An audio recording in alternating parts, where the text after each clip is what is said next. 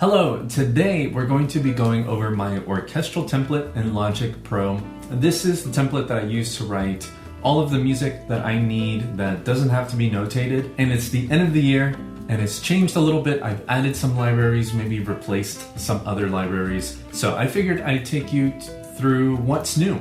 Now, this isn't a walkthrough of the entire library. I've done videos like that in the past. I have a whole playlist dedicated to my ultimate template. Additionally, if you like the template and you'd like it for yourself, I make it available at ernestocomposer.com/templates. So go and check it out over there if that interests you. Here it is right here. I have, if you've seen the tour, then you know this. If you haven't, then this is how it's organized. I have several stacks of instruments in orchestral order, and then under here, I have stacks of instruments that typically aren't in an orchestra. And so it's sort of divided in those two ways. So let's look at the orchestra first. Firstly, the orchestra I use in general is the BBC Symphony Orchestra Pro by Spitfire Audio. Now that's still largely the same. However, in the flutes section, I've added the Abbey Road Orchestra flutes by Spitfire Audio. The Spitfire sent me this library for review on the channel, and I've made a review.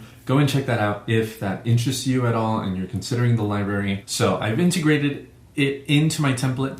So far, with how the Abbey Road Orchestra libraries are coming out, they're coming out in small modules, one at a time. And so they just started going into the woodwinds. The only one out is the flutes A2 section. BBC Symphony doesn't have an A2 section. They have a solo flute and A3.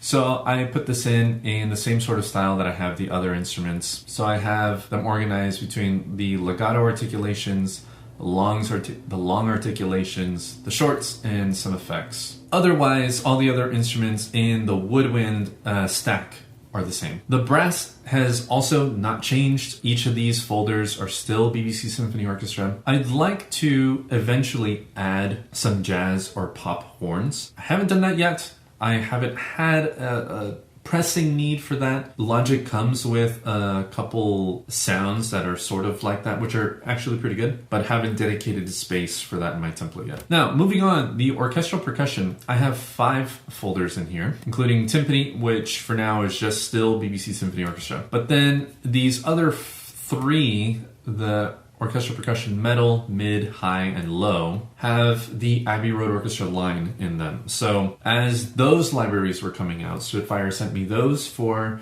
review on the channel. All of my Abbey Road Symphony Orchestra reviews are in their own playlist here on this channel, so check those out. I have the entire metals library in its own folder. This is really detailed, includes a ton of different instruments that I love having in my template that I've used on a bunch of stuff already. Mid, high, a lot of these are more common instruments, I think, but I do like the way that they were recorded and the way they sound in Abbey Road Studios. I think they sound great. And then Orc Perc Low includes all the low instruments in Abbey Road Orchestra low percussion.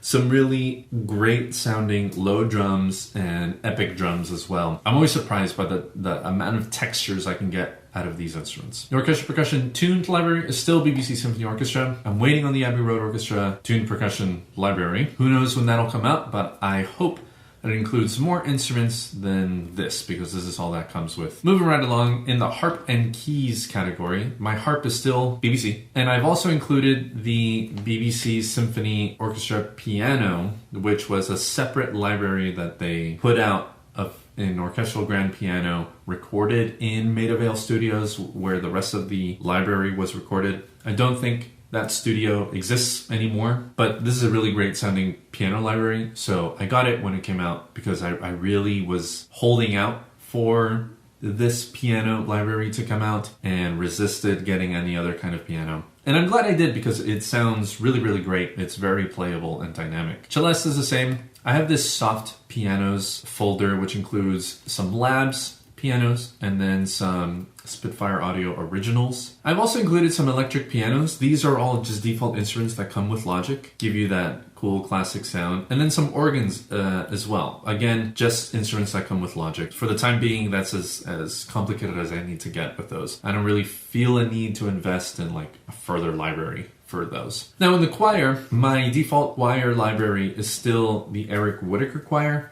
I think that's a great sounding library. But I also, in the summer, picked up Eric Whitacre Contrast, which is a new library from Spitfire Audio with Eric Whitacre himself. As you can tell, I have kind of gone into the Spitfire Audio ecosystem, so that's why almost all of my orchestral sounds are SA. But the Contrast library is really cool. I've been using it in a piece of mine lately, and it comes with a lot of really cool textures. Let me see, let me give you a quick example here.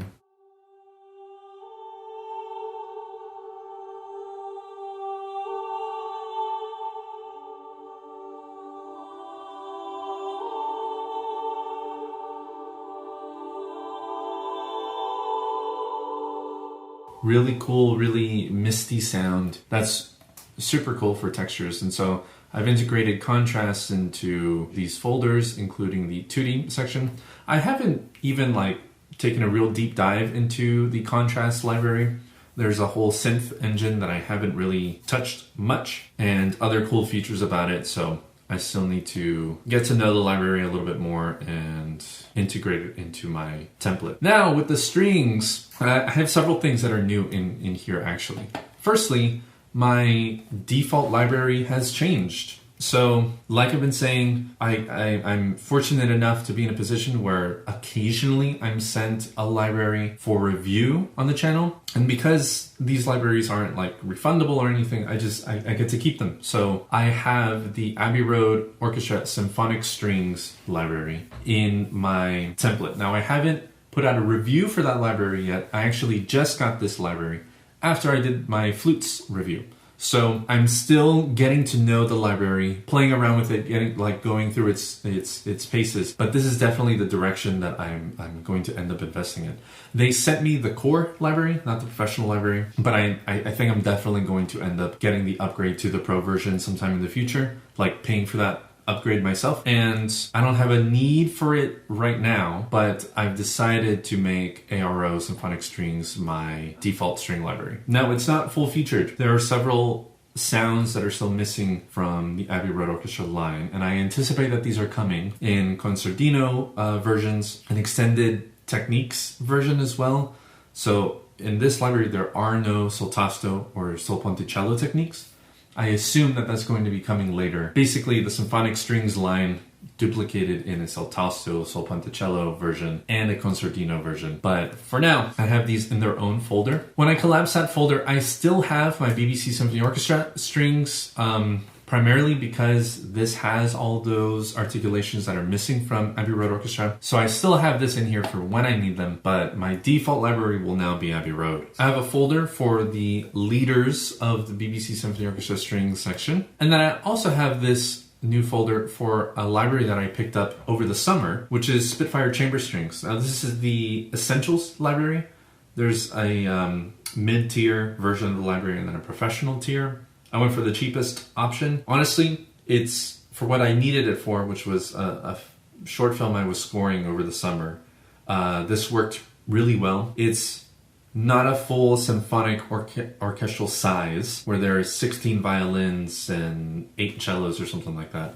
There are 4 first violins and 3 cellos. So it's a really small, intimate section that was recorded at Air Studios. And it has a really great sound, actually, and that size ensemble works really well with a lot of different use cases when something doesn't need to be super huge or grand. So I picked up the library, I put it into its own folder in my template, and it's working out really well. I really enjoy this sound. I am also assuming that eventually there will be an Abbey Road Orchestra chamber strings library. So there's a symphonic strings line right now. I assume the Spitfire is going to be doing with Abbey Road what they've been doing with Air Studios, which is have the entire gamut of options orchestrally, but recorded at Air Studios. They're going to be doing the same thing in Abbey Road.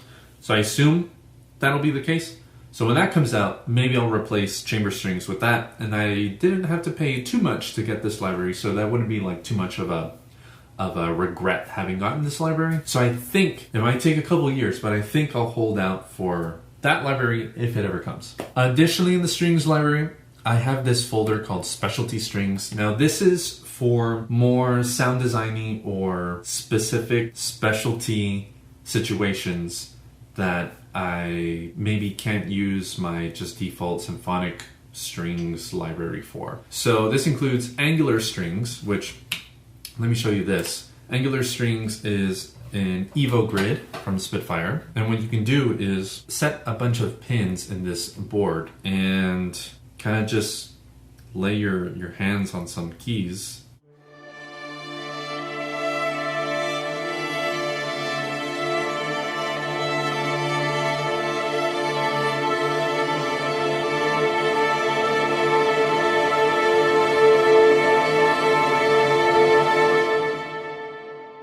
Now that was like completely random. I've never come across that sort of sound before, but it's basically like my horror or tense strings library. So when I need that sound, it's just much easier to bring this up than try and get aleatoric techniques out of the other libraries, because they're not really meant for that and they weren't recorded in a way that makes it easy for like randomness to happen. And so when I need those, I grab this. Aperture Orchestra is something that Spitfire sent me actually, and I didn't think that I would find much use for it because it's an ensemble library, so pre-orchestrated sounds, but the kind of sound it has is really like hyped up and in your face. So I think it's really helpful for library music or trailer music, and so I integrated it into my specialty strings folder.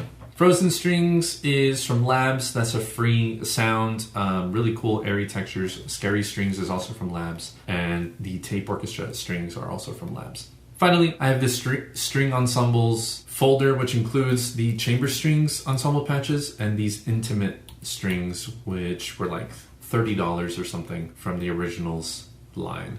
So in a case that I need an ensemble sound and want to play with two hands, I just open this library and choose one of those options and then play around. And then I can orchestrate from there later. But my default library will continue to be Abbey Road Orchestra. And that review will be coming soon on the channel, so stay subscribed for that if you're interested on that. Okay, so that concludes the orchestral instruments and what's new in my template.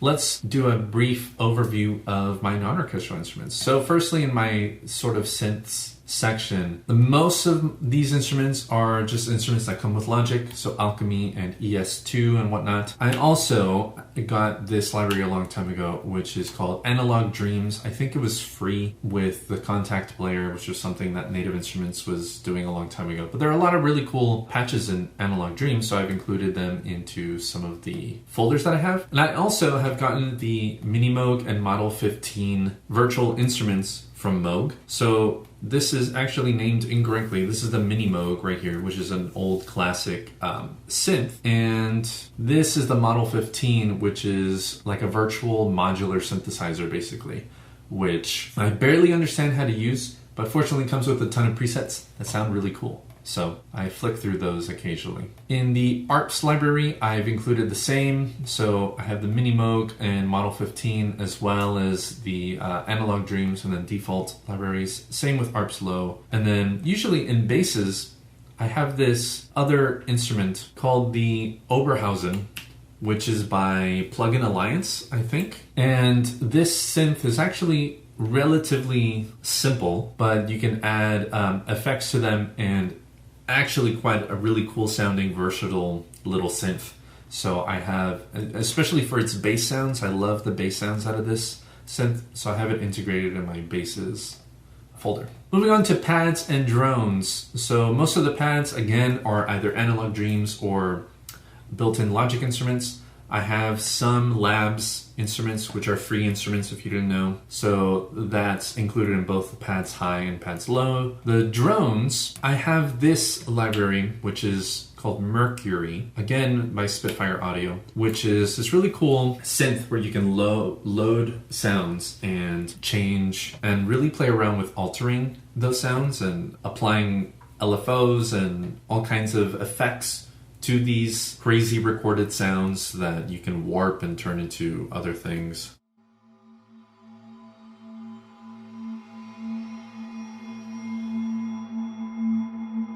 So these are really cool cinematic sounds that I use. So Mercury is included in both my drones folder and the textures folder. And by the way, the difference between those two folders, drones are sustained but they're tonal, textures are sustained but they're non-tonal. In hits and effects, I don't have much in here, to be honest with you. Most of these are just like built-in Logic sounds that I've integrated. I can definitely fill this out a little bit more with more specialized libraries. There are definitely other library makers that make really cool like effects sounds, especially for like trailers or impacts and stuff like that. So that could be useful. I go into this occasionally just, you know, for effects. This effects folder, I'll drop in some audio or some, you know, if there's a record scratch or something, where's that going to go? It goes into this effects folder if ever I need something like that. Not much different in there. In guitars, most of my small guitars are labs. That hasn't changed. In acoustic guitars, I did pick up this library, which is another Spitfire audio library.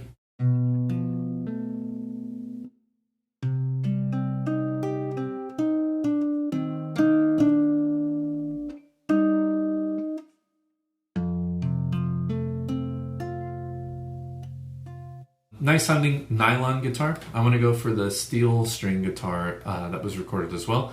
The library is pretty detailed and I've used it on a few things as well. However, since then I've gotten this acoustic guitar.